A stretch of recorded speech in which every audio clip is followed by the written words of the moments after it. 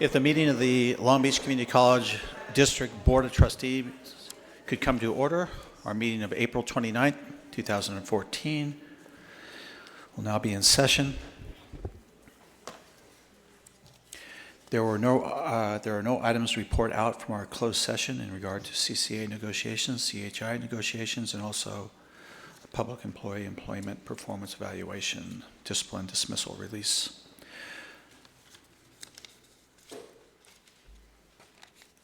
If everyone could please stand, I'm going to ask Trustee Otto, if you could please lead us in the Pledge of Allegiance. If everyone could please stand. Place your right hand over your heart. Ready, begin.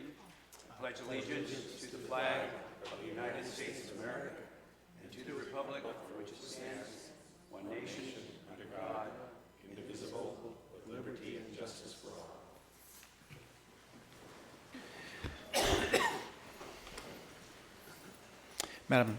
Madam Secretary, if you could please call roll of the Board of Trustees. President Kellogg. Here. Vice President Clark. Aye. Member Bowen. Here. Member Otto. Here. Student Trustee Donato. Yeah. Meeting is now in session, and again, the report on closed session items, nothing to report out. First item of business is the approval of minutes of the March 25th, 2014 meeting. Is there any corrections, additions to that? If not, I'll entertain a motion to approve the minutes from that meeting. Move approval. Motion by Trustee Clark, second by Trustee Otto. Thank you. There's no comments on those items. Madam Secretary, if you could please call the roll. President Kellogg. Aye. Vice President Clark. Aye. Member Bowen. Aye. And Member Otto. Aye. And I will announce that Trustee Aranga will not be attending the meeting tonight. His father-in-law, the father of Tonya Reyes Aranga, passed away, and they are making funeral arrangements. So he will not be attending tonight, and we will adjourn the meeting in his honor. There are introductions, special announcements, presentations. Are there any at all?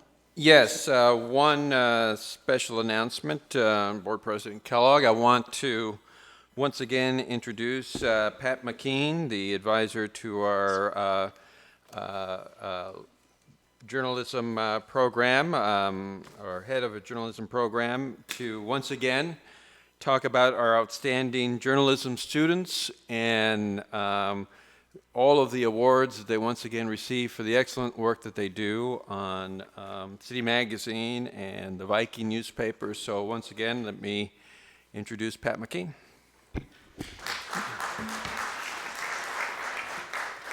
Thank you. Good evening, students, trustees, faculty, staff, administrators, and the community. We are pleased to announce that Long Beach City College earned 11 awards at the Journalism Association of Community Colleges' 59th Annual State Convention in Burbank on April 4th and 5th. City Magazine, advised by my colleagues Cindy Fry, Morgan Barnard, and Jeff Smeding, earned General Excellence honors. Alumnus Jesus Hernandez was named Volunteer of the Year, and student Sam Favela received the top scholarship. Jesus also took home a first-place award for news photo and a second-place honor for advertisement. Eliza de la Flor was awarded third place for feature writing. Braxton Moore captured fourth place for infographic, and Bacher Aldeheim took fourth for feature photo. Honorable mentions were received by Leonard Kelly for bring-in photo and Kristen Graff for news photo. Can you please join me in a round of applause for our outstanding students?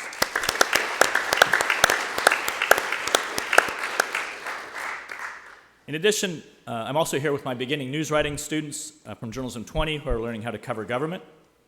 In addition, I would like to thank trustees Tom Clark and Mark Bowen, Mr. Mark Bowen, for their support over many years of service not only to the college, but journalism and special occasions as well. We look forward to hearing Dr. Clark as our featured speaker at our awards banquet in early June. Thank you, Dr. Clark and Mr. Bowen, for your service.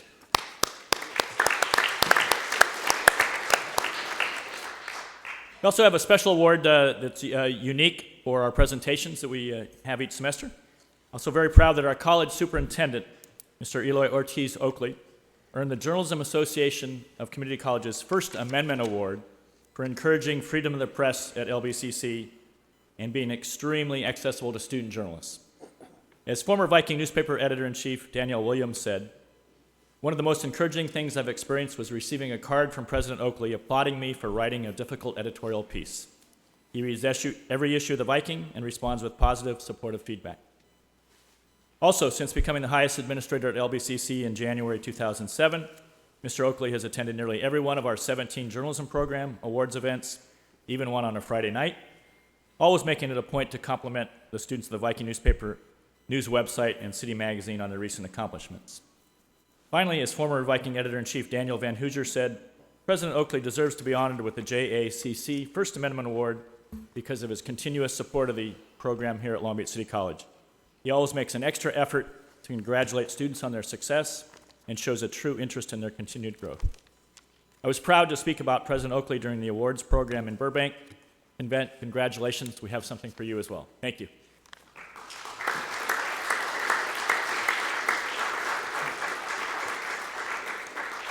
And I'm going to have Chris Viola, our photo advisor, join us for this great photo opportunity.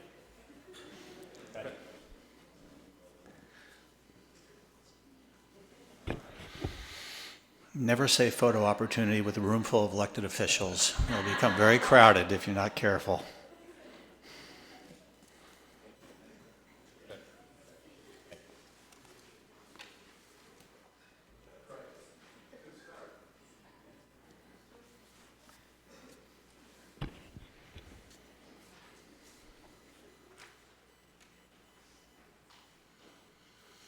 Is that the last one you have? That's all I have. All right. Very good. And welcome to the class. Great job. And hopefully this will be, it won't be as interesting as some of the past meetings we've had where I know the journalist class has been here, but great job on everything you've done there. It's fantastic. The ordering of the agenda, is there any items that need to be moved at all? I do not believe so. Then the agenda will remain as it is. Madam Secretary, public comments on agenda items. There are none, correct? There are none? Thank you. Then we'll move on to item 1.1, Board of Trustees. This is to revise our meeting calendar for 2014. This is an action item. I believe the one item immediately is our meeting is being moved to in July to July 29th. So people can calendar that. If there's any other questions on this item 1.1 on our new revised calendar, if not, I'll entertain a motion to approve. Motion by Trustee Otto, second by Trustee Clark. No comments? Madam Secretary, please call the roll. President Kellogg. Aye. Vice President Clark. Aye. Member Bowen. Aye. Member Otto. Next item, resolution. Classified School Employee Week.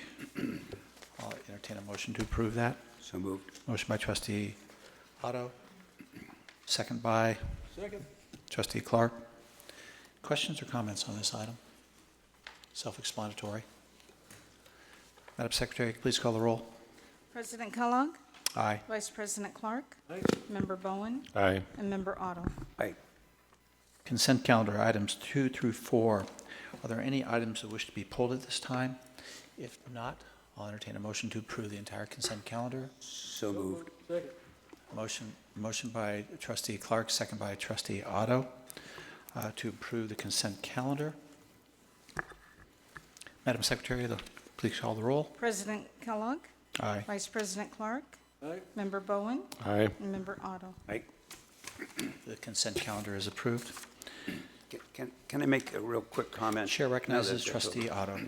You know, oftentimes the consent calendar goes by very quickly, and if you look on the agenda, it looks like there are a lot of items there. It doesn't mean that they're not important. It doesn't mean that we don't ask questions about them ahead of time and get our questions answered before we come into public session. And I just think people need to understand that because they're vital and important things, and sometimes there are questions, and we get our questions answered. So, Thank you. We're now into the end of the consent calendar. We're now moving to, there is no items for the Academic Senate. So we'll move to the Superintendent President Report, which is item 9.1, and this is a Winter Intercession Extension Program Report. This is an informational item only. Chair recognizes President Superintendent Oakley. Thank you, Board President Kellogg, and want to again welcome members of the audience. The board had requested a report to give a summary of how the winter extension program went, and so we've had an opportunity to gather all the data, prepared in a report that will also be transmitted to the legislature, as well as the California Community College Chancellor's Office, and specifically to Assembly Higher Education Chair Doss Williams and the Assembly Education staff. But we wanted to bring it first to the board and be able to give the first report on how winter intercession went. And for the highlights, I've asked Mark Taylor to present the highlights. You have the report in front of you, so I invite Mark to come up and just walk you through the report. Thank you, President Oakley. Board President Kellogg, members of the board. It's my pleasure to provide a brief overview of the Community College Winter Intercession Program for 2014, Long Beach City College. It's a brief report. I'll just summarize some of the key findings, which is that Long Beach City College was the first college to successfully offer extension courses. And through that, we enabled 113 students to enroll in courses and have the opportunity to earn credits beyond those which were provided apportionment by the state. Student demographics were very diverse and closely resembled those that enroll at Long Beach City College during its traditional semesters and summer. The extension courses served a high-need population. 74% of the students who enrolled in extension courses qualified for the Board of Governors fee waiver and paid a significantly reduced fee. I'll detail that a little bit further. Actually, I'll detail the next bullet point. The Board of Governor eligible students received a 60% discount. They paid $90 rather than $225 per unit through a discounted fee and a guaranteed per unit scholarship, which was provided by the Long Beach City College Foundation. And overall course completion and success rates were similar, and in many cases, better than those from previous terms. So again, just to go through relatively briefly, there were 5 courses that were offered. They're listed in front of you. A 6th class didn't meet enrollment targets, and so was canceled. 2 of those classes were offered in person, 3 were online. Again, overall, about 72% of the total seats offered were full. And again, this was the first time that we had offered winter intercession. We also had a full regular intercession course as well. One of the key parts of the piece of legislation was the fee and financial assistance plan.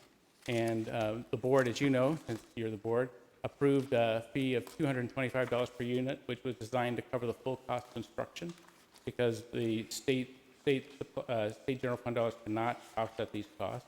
But in addition, the legislation called for a discount for Board of Governor eligible students, as well as encourage the college to pursue other sources of funding.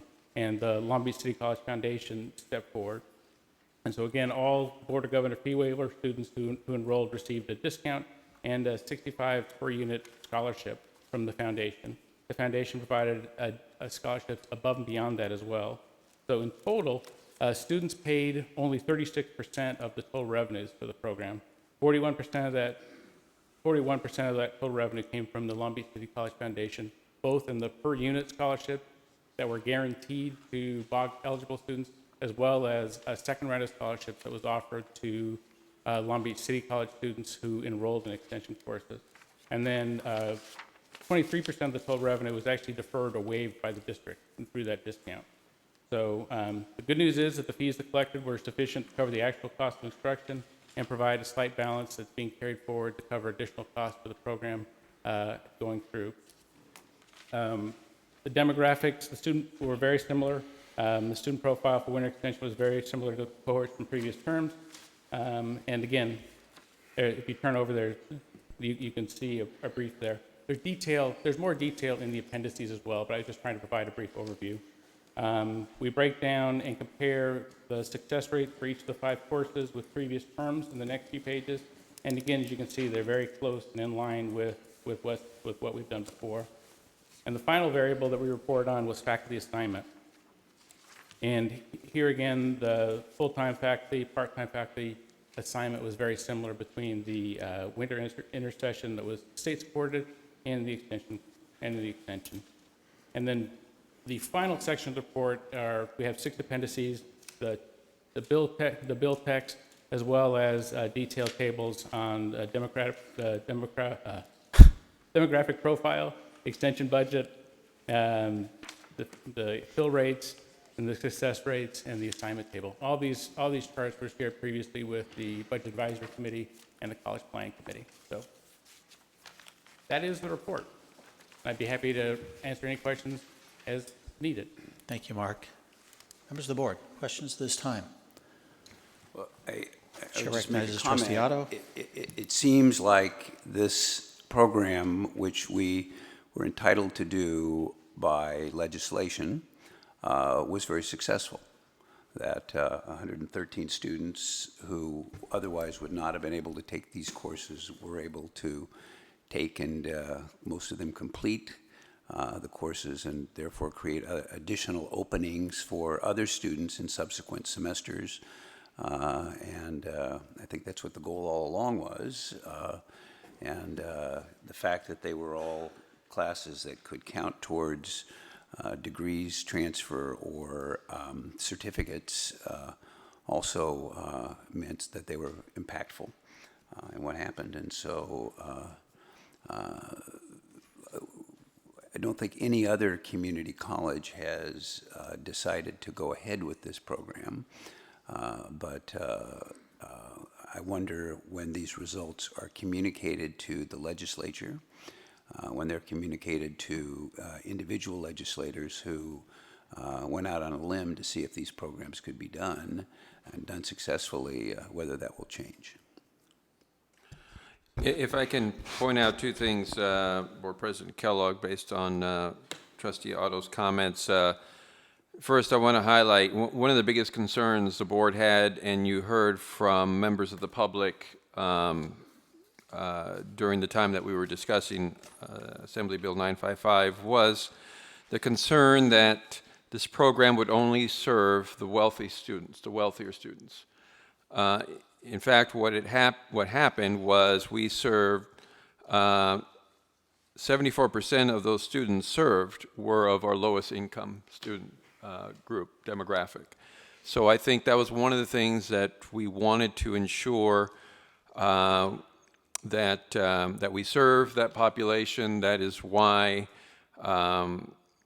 MALDEF supported this bill, because they wanted to ensure that not only did we serve the lowest income students, but that we also serve demographically the same population of students that we normally serve. And I think we accomplished those 2 things.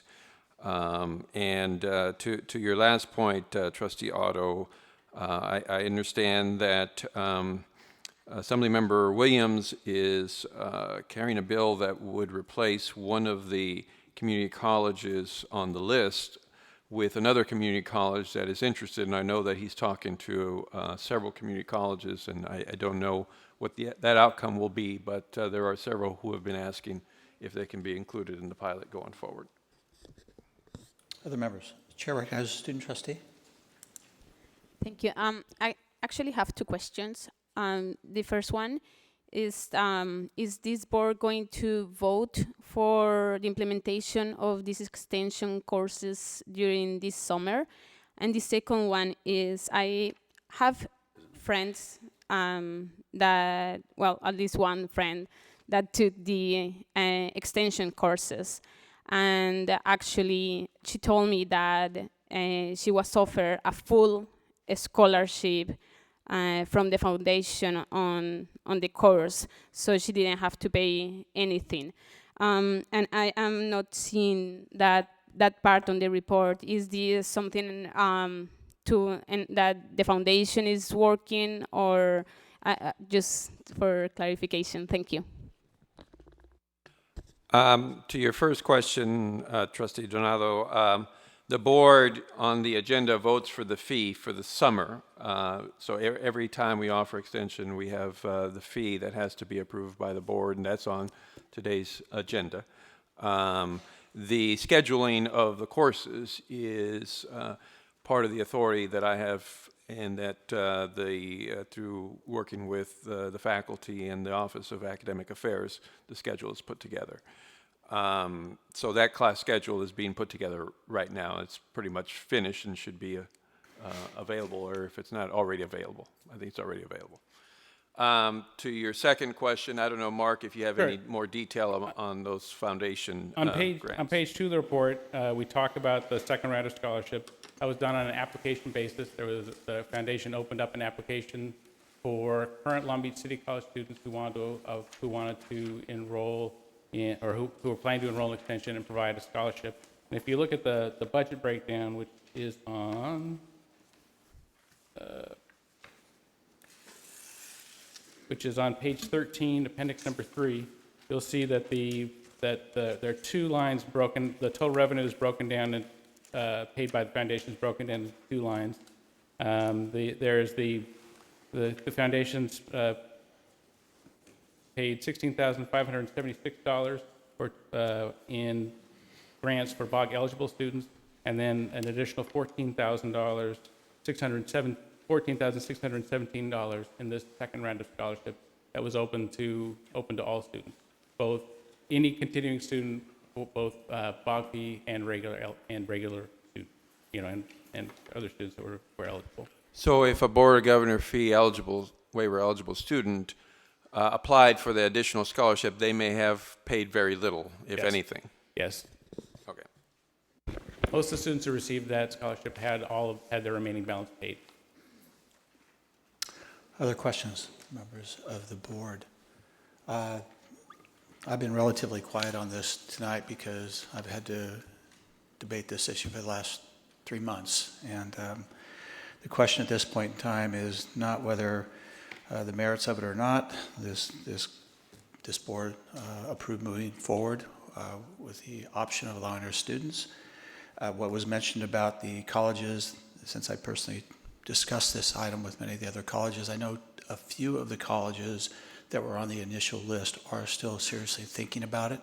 Yes, College of the Canyons and Solano are still planning on moving forward, but I don't have any details on when. Same thing. And then one of the other trustees at one of the other colleges, I thought it was a very interesting comment he said to me, and that was that he felt very strongly that it was a good idea to give options to students if they wish to take this option or not.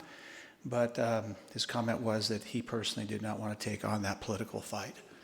And I thought that was a very honest comment. I also thought it was a little bit of a cowardly approach, but nonetheless, he was honest with me and said he didn't want to get into the political issue with it all. But when we were discussing it, Mark, and I appreciate the information, because the questions I had on what I would deem this being successful or not, you essentially have hit all the points of why it was going to be successful. The students that took advantage of the option reflected our current student population. The effect with the financial aid, we were able to address that. So, and the students that were interested did indeed take advantage of it. So, from my perspective, as we were going through the debate of it all, every question I had when we were discussing it have come to where they were successfully completed.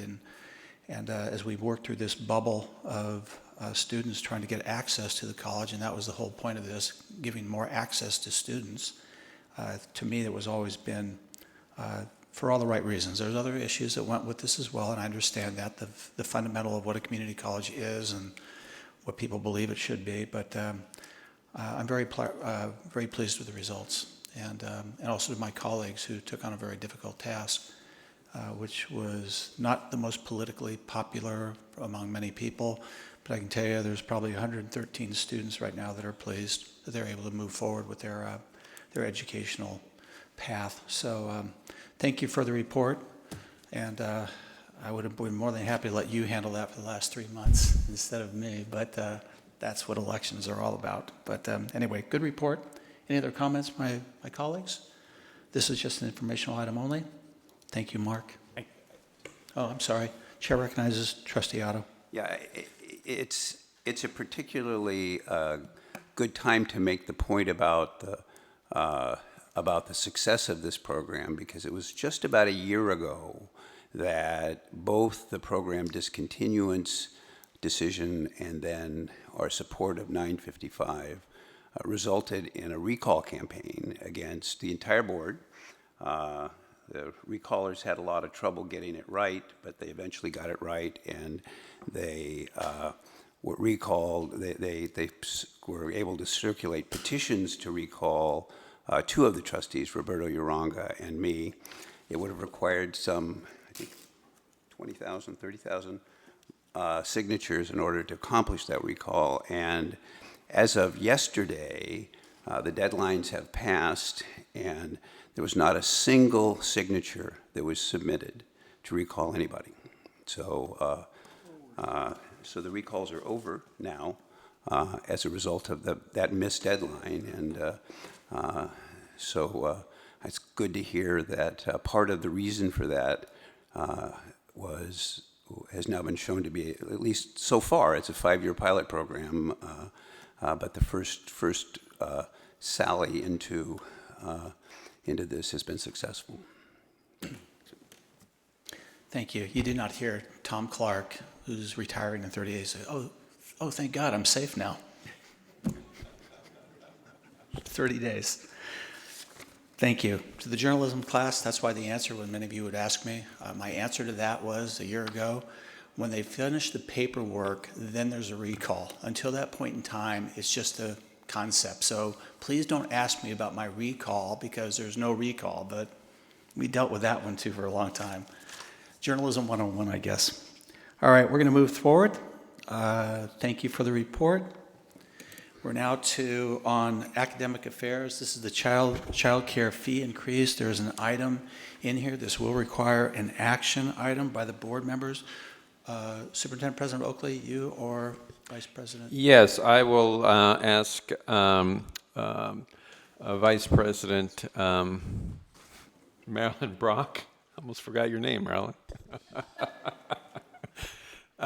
Vice President Brock to give a brief update to what the board is being asked to consider. Vice President Brock? The item before you is a request for an increase in fees for the child care centers. We have 2 child care centers, one at the PCC campus and one just north of the LAC campus. Yearly, the staff supervises or surveys the market to see what kind of child care opportunities are available in the community, and they came to the conclusion that they were definitely under market in terms of pricing. So they have a proposal for a fee increase for the next 2 years. This will make us more consistent with the regional market rates. The students currently receive CalWORKs, GAIN, and other financial assistance, and it is a reimbursable expense, so any increases to fees will not have a negative effect on the students that are using the child care facility. The college also has a state preschool and general child care contract through the California State Department of Education. It provides subsidies for 156 of the preschool children. 97% of the students qualify and are receiving these state subsidies. So the fee increase will make the centers more self-supporting, and it will mean that we will be pulling less money from the general fund. So the recommendation is for a slight increase next year and a slightly more increase for the following year. So this is a 2-year proposal rather than coming back to the board every year for additional fee increases. Members of the board, Chair recognizes trustee Clark. Yeah, I just, I can support this because it's a modest fee, but I think these are services that are very important to the community. And I think, obviously, we have additional costs every year, so I don't think it's unreasonable to have some slight increases, but I hope we do keep those increases to just very modest increases, which I think these appear to be, and and do that into the future. Thank you. Thank you. Other members of the board? Hearing none, I should have, and I apologize, I should always have a motion and a second before. So moved. So motion by trustee Clark, second by trustee Otto. There are other comments, questions at this time from the members of the board? Hearing none. Madam Secretary, please call the roll. President Kellogg, Aye. Vice President Clark, Aye. Member Bowen, Aye. and Member Otto. Aye. Item 11.1, this is also an action item, members of the board. This is for student health fees and supplement lab work and immunization. I'll entertain a motion to approve item 11.1. So moved. Motion by trustee Otto, second by trustee Clark. President Oakley, is there someone that wishes to speak on this item? Yes, I will ask Vice President Peterson to give a quick update on the action that you're being asked to take. The student health services, student health centers provide additional lab work and immunizations above and beyond the general services to students. And so this is requesting that those subgroups of students who take advantage of immunizations and lab work help cover the cost of those materials needed. And so these are the exact cost of those materials. Thank you. Members of the board, questions on 11.1? Seeing none, Madam Secretary, please call the roll. President Kellogg, Aye. Vice President Clark, Aye. Member Bowen, Aye. and Member Otto. Aye. Item 11.2, annual approval of a student trustee to receive compensation for board meetings. Self-explanatory. Could I entertain a motion to approve this item? Motion by trustee Clark, second by trustee Otto. Are there any questions or comments on this particular item? Chair recognizes trustee Clark. I'd just like to add that I think our trustee has done an excellent job. We appreciate having her with us. Thank you. Other you. members? Chair recognizes student trustee. Just thanking Tom Clark. Actually, he has been a great mentor in the board. Thank you. Other comments at this time? Madam Secretary, please call the roll on this item. President Kellogg, Aye. Vice President Clark, Aye. Member Bowen, Aye. and Member Otto. Aye. 11.3, ASB President Report, informational item only. Yes, at this time, I'd like to once again call up our ASB President, Marco Mendoza, and as he comes up, I want to extend a hearty congratulations. I understand that this young man's been accepted to the University of California at Los Angeles, and I guess will be a happy Bruin. The second level school from UCI, but that's okay. You just opened yourself up to all sorts of criticism now, but Thank you very much. I hope I don't get any hate from the USC crowd. But good evening, Superintendent President Oakley, Board President Kellogg, and members of the board. Thank you again for giving me the opportunity to speak on the great things that our ASB and our student life are doing. On April 8th and 10th, we hosted our annual Chili Cook-Off and Mini Grand Prix from 11 to 1 p.m. This was a great event where many of our clubs and organizations attended and participated.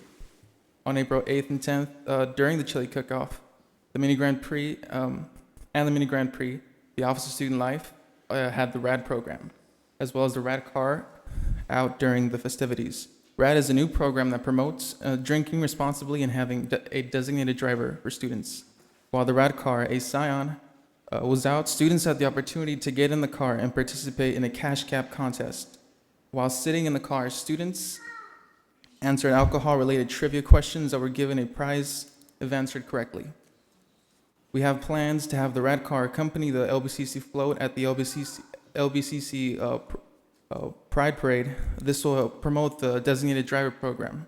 This DD program develops partnerships with local businesses to provide awards such as appetizers, non-alcoholic drinks, and no cover charges. To anyone agreeing to be a designated driver, a wristband will recognize the DDs with LBCC RAD designated driver.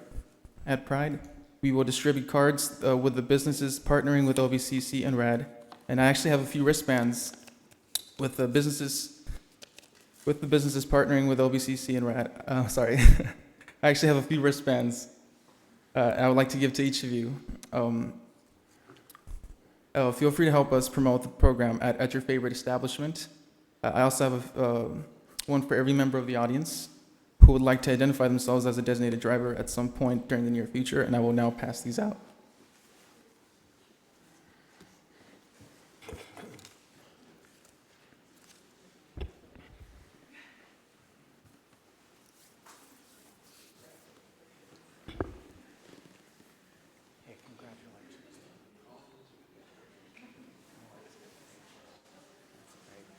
UCLA.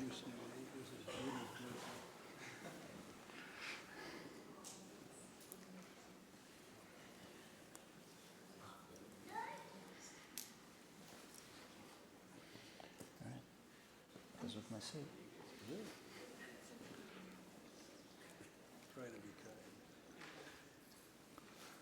All right, so continue. LBCC events promoting RAD will be the Mini Grand Prix, Spring Sing, and various club organization events. Partnering with RAD also designates LBCC on the RAD website as a partnering college, one of only 2 community colleges in the state of California currently working with RAD.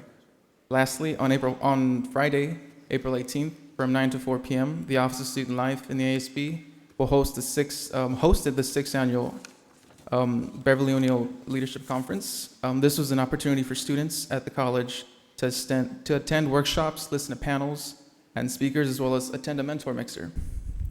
Also, our annual Spring Sing event is coming up on Friday, May 9th. This is a talent show where various students, clubs, and organizations participate in and compete for various honors.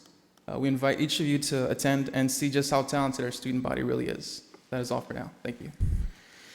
Thank you very much. Again. Next item is administrative services. Item 12.9, Community College Intercession Extension Pilot Program. This is an action item, and this is the item for the fees for our summer intercession that was brought up earlier. Could I entertain a motion to approve this item, please? Members of the board. Motion by trustee, motion by trustee Bowen, second by trustee Otto. You all said at the same time. Thank you. Any comments, questions on this item? Self-explanatory again. These are the fees for the intercession, as discussed previously. A quick question. Chair recognizes trustee Otto. Thanks. And is the foundation, will the foundation be participating again in buying down some of the fees as they did in the winter intercession? That's correct, and gives me an opportunity to once again thank the Long Beach City College Foundation, its board, and its executive director, Ginny Baxter, for supporting our students in the summer intercession. Other questions? Madam Secretary, you could please call the roll on this item. President Kellogg? Aye. Vice President Clark? Aye. Member Bowen? Aye. Member Otto? Aye. 12.10, this is the 2013-14 third quarter budget performance report. Informational item. President Oakley? Yes, thank you, Board President Kellogg, and I will turn it over to Vice President Gable to give a brief overview of where we're at the third quarter and to give some highlights as to how we're doing and what the rest of the year looks like and where we will wind up the year. So with that, I will turn it over to Vice President Gable. Thank you, President Oakley. So since President Oakley just covered the overview, I'll skip that slide and move right into our FTS history and projection. So this is showing a 9-year history of where we've been with our FTES. As you can see, in the last 3 years, we have steadily but slowly been increasing our FTES. One of the changes that you see there in the 12-13 column, the green bar, which we're indicating as disallowed FTES, that was due to the to-be-arranged or the TBA audit that was conducted by our external auditors. And so that's the number of FTES that was identified that we cannot claim and will not be reimbursed by the state. So that is something new that you historically have not seen. The last column there on the right is representing our current fiscal year, the 13-14 fiscal year, and what we reported at P2. P2 means period 2 report, and that was just completed last Monday, and we are projecting to generate 19,909 FTES in the current year, which does include borrowing some FTES from the summer that we're going to be holding starting in June. Vice President Gable, can you go back? Yes. I think it's important to explain the 284 disallowed FTS, why we're disallowed, and what TBA is, and what we're doing going forward based on that audit to correct that issue.